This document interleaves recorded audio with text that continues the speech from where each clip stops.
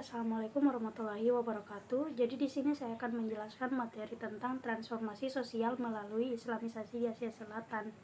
Islamisasi di Asia Selatan telah membawa perubahan signifikan pada struktur sosial, nilai budaya, dan tradisi masyarakat setempat. Proses ini memainkan peran penting dalam pembentukan identitas regional yang unik dan dinamis. Sejarah Islamisasi di Asia Selatan. Yang pertama, pada abad ke-7, kedatangan pedagang dan misionaris Islam dari Arab dan Persia. Yang kedua yaitu pada abad ke-12 sampai dengan 13, penaklukan wilayah oleh dinasti Muslim seperti Mamluk dan Mughal. Dan yang ketiga yaitu abad ke-16 sampai dengan 18, Islamisasi meluas melalui perkawinan, perdagangan, dinasti, gerakan Sufi. Selanjutnya yaitu dampak Islamisasi terhadap struktur sosial. Yang pertama, perubahan kasta.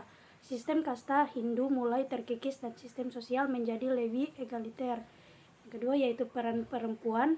Terjadi pergeseran peran perempuan seperti dalam hal pendidikan dan aktivitas sosial. Dan yang terakhir yaitu solidaritas komunal. Berkembangnya identitas Muslim yang melampaui batas-batas etnis dan kasta. Perubahan nilai-nilai budaya dan tradisi. Pertama, arsitektur. Pengaruh Islam terlihat pada pembangunan masjid, istana, dan monumen. Seni dan sastra, munculnya gaya kaligrafi, miniatur, dan puisi yang bernuansa Islam. Bidang kuliner, masuknya makanan khas Islam seperti biryani, kebab, dan masakan berbasis daging.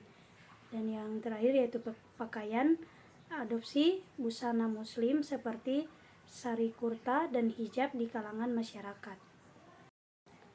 Peran ulama dan institusi keagamaan. Dalam bidang pendidikan, ulama memainkan peran penting dalam mengembangkan sistem pendidikan Islam. Hukum, institusi keagamaan menjadi sumber rujukan dalam penerapan hukum dan aturan Islam. Dalam bidang sosial, ulama dan masjid menjadi pusat kegiatan sosial dan pembinaan masyarakat. Dalam bidang politik, ulama terlibat dalam dinamika politik untuk memperjuangkan kepentingan umat Muslim.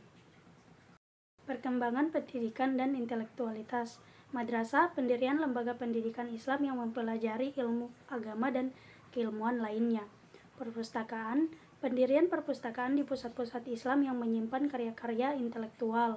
Ulama dan sarjana, munculnya banyak ulama dan sarjana Muslim yang memberi kontribusi signifikan.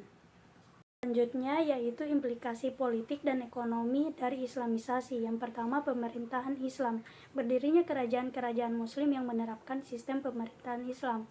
Yang kedua yaitu perdagangan. Jaringan perdagangan Islam yang memperluas dan memperkuat hubungan ekonomi. Dan yang ketiga yaitu pajak dan keuangan. Penerapan sistem perpajakan ini dan keuangan berdasarkan prinsip-prinsip Islam.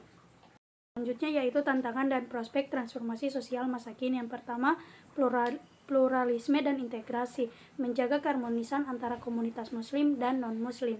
Yang kedua yaitu modernisasi dan tradisi, menyeimbangkan tuntutan dan modernitas dengan nilai-nilai tradisional.